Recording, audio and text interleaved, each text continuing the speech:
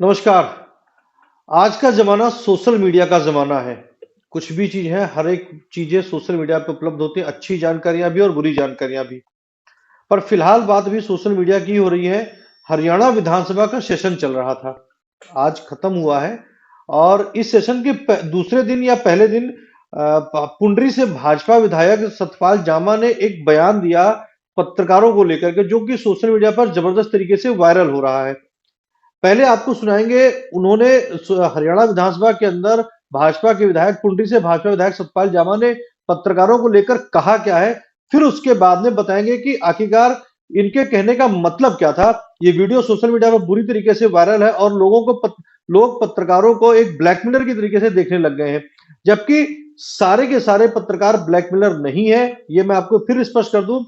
कुछ ठीक है, मान लेते हैं कि विधायक जी का अपना दर्द रहा होगा, विधायक जी ने अपना दर्द बयां किया है। उनका कहना था कि सोशल मीडिया के पत्रकार ब्लैकमेलर होते हैं, लेकिन सोशल मीडिया पे भी सारे पत्रकार ब्लैकमेलर हैं, ऐसा नहीं है। पहले सुनिए विधायक जी ने कहा क्या है। एक है सोशल मीडिया। सोशल मीडिया पे आजकल जो पत्रकार है, इन पे भी अंकुश लगाया जाए, इनके लिए भी कोई गाइडलाइन बनाया जाए। ये इतने ब्लैकमेलर बन चुके हैं कि छोटी छोटी बातों पे भी पैसे मांगते हैं। ना उनका कोई क्राइटेरिया है, ना उनकी कोई गाइडलाइन है, ना उनकी कोई क्वालिफिकेशन है।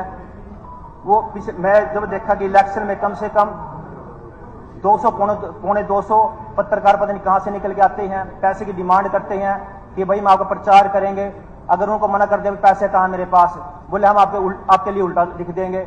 तो मैं कहता हूं प्लीज उनके लिए कोई क्राइटेरिया बनाया जाए, कोई गाइडलाइन बनाई जाए, ताकि इस मुसीबत से छुटकारा मिल सके। अब तो नया साल भी आने वाला है, वो फिर आ जाएंगे सारे पैसे मांगने के लिए। तो प्लीज इसके बारे में जरूर गाइडलाइन जारी की जाए। सर एक समस्या है। तो सुना आपने, विधायक जी का कहना था कि चुनाव के वक्त में कुछ इतने ज्यादा पत्रकार आ जाते हैं जो डराने लगते हैं कि अगर आप हमें पैसा नहीं देंगे तो आपका हम खबर ऐसी छाप देंगे, वैसी छाप देंगे। ये उनका कहना था कि चुनाव के वक्त में कुछ पत्रकार ज्यादा पैदा हो जाते हैं, अचानक से पैदा हो जाते हैं। जैसे मैं एक उदाहरण के तौर पर एक बताता हूँ। जैसे दिवाली का जब महीना आता है ना, तो दिवाली में हर गली पे, चौक पे, नुक्कड़ पे दिए बेचने वाले, मूर्ति बेचने वाले, रुई की बत्ती बेचने वाले पैदा हो जाते हैं अचानक से। लेकिन जो परमानेंट लोग काम करने वाले होते हैं वो परमानेंट ही होते हैं। ना तो वो कभी किसी से पैसा मांगते हैं, ना ही किसी को ब्लैकमेलिंग करते हैं। उनका कहना बिल्कुल सही हो सकता है कि चुनाव के वक्त जो अचानक से जो मीडिया अचानक से पहुंच जाते हैं, माइक लेकर के पहुंच जाते हैं, ये लोग कुछ हद तक पैसा मांगते हैं, कुछ हद तक सही हो सकते हैं, बात मानी जाती। लेकिन फिर भी मैं यहाँ पे विधायक से कहना चाहूंगा, क्यों नहीं आपने ऐसे लोगों के ऊपर शिकायत दर्ज कराई। आपने आज ये बात विधानसभा में रखी है। आपने उसी समय जिस वक्त चुनाव का वक्त था, आपने जब आपके पास लोग आए थे पैसा मांगने, और खाली एक आपकी बात नहीं, मैं पूरे हरियाणा के विधायकों से बात कर रहा हूं। यहाँ पे 90 विधायक चुने गए हैं और तकरीबन तकरीबन 1200 लोगों ने चुनाव लड़ा था। अगर किसी भी पैसा मांगा गया तो आपने स्वेच्छा से पैसा दिया, तो क्यों दिया आपने? जब आपको पता था कि वो ब्लैकमेलर है, तो आपने उसी समय थाने में शिकायत क्यों नहीं दर्ज कराई? मेरा सवाल पहला तो आपसे आपसे इसी बात को लेकर के है कि आपने शिकायत दर्ज नहीं कराई, आपने पैसा दिया, क्योंकि आपको भी कहीं ना कहीं डर था इस बात का कि अगर इनको पैसा नहीं दिया तो ये मेरी कोई ना कोई खराब बात है, अच्छी बात है, बुरी बात जो भी है वो बाहर निकाल देंगे। अब इसके साथ दूसरा बड़ा एक सवाल ये भी मेरे पास में आता है कि एक चुनाव लड़ने के लिए चुनाव आयोग की जो निर्धारित सीमा है वो 40 लाख या 45 लाख 50 लाख रुपए की है। क्या एक विधायक 40 लाख या 45 या 50 लाख रुपए चुनाव लड़ता है? विधायक जी जरा इस बात का भी जवाब दीजिएगा। आपने पत्रकारों पे तो सवाल खड़े किए हैं, आज जब विधायकों के ऊपर या नेताओं के ऊपर इस बात को लेकर के सवाल है कि क्या एक विधायक 50 लाख रुपए में चुनाव लड़ता है? क्यों फिर नेता चुनाव के दौरान शराब बांटते हैं, पैसा बांटते हैं और गिफ्ट आइटम बांटे जाते हैं? बहुत से ऐसे वीडियोस हमेशा हर चुनाव में आते हैं जिसमें दिखाई पड़ता है कि नेता शराब बांट रहे हैं, नेता गिफ्ट बांट रहे हैं, नेता पैसे बांट रहे हैं। और आज की बात करूं, अगर आपको बताऊं, तो आज ही एक बहुत बड़े पत्रकार ने दावा किया कि महाराष्ट्र में एक बड़े पत्रकार है, उनका नाम मुझे भी याद नहीं रहा, मैं खबर जब कर रहा हूं तो मुझे नाम उनका याद नहीं आ रहा है। दावा किया गया है कि गुजरात से एक व्यापारी ने 3500 करोड़ रुपया भेजा है। ये मैं इस बात का दावा खुद नहीं कर रहा हूं, ये बड़े पत्रकार के हवाले से है, जो टीवी मीडिया के बड़े, टीवी इंडस्ट्री के बड़े पत्रकार रह चुके हैं। उनका नाम भी मुझे याद नहीं आ रहा है।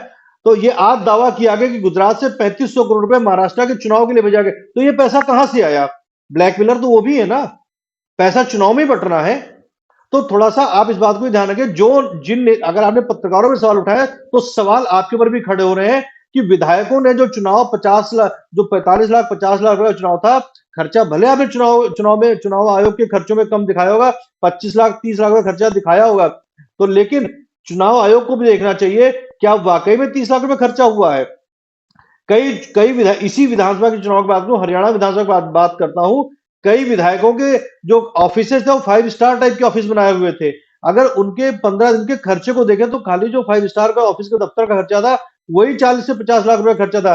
मीडिया के खर्चे, पंपलेट के खर्चे, दुनिया भर के और खर्चे होते हैं। अगर उन सारे खर्चों को जोड़ दिया जाए तो कहीं ना कहीं एक विधायक का जो चुनाव है वो तकरीबन 3 करोड़ 4 करोड़ 5 करोड़ रुपए में चुनाव लड़ा जा रहा है। तो जरा इनके ऊपर भी ध्यान दें कि जब आप पत्रकारों पे सवाल खड़े कर रहे हैं तो जरा अपने उन विधायक मित्रों से भी पूछेगा कि क्या वाकई में आपने खर्चा 40 लाख रुपए में ही चुनाव लड़ा है। एक बार इस पर भी सवाल उठाइएगा। एक बार इस बार तो शीतकालीन सत्र खत्म हो चुका है, अगली बार जब सत्र आएगा तो मैं आपसे इस बात की अपेक्षा रखूंगा कि आप इस बात के लिए भी सवाल एक बार विधानसभा में उठाएंगे कि हाँ, आप खुद से घोषणा करेंगे कि मैंने अपना जो चुनाव आयोग का खर्चा था उसी चुनाव की निर्धारित सीमा के अंदर चुनाव लड़ा है। इस बात की मैं आपसे अपेक्षा करूंगा कि जब अगला विधानसभा सत्र आएगा तो आप इस बात की घोषणा जरूर करेंगे।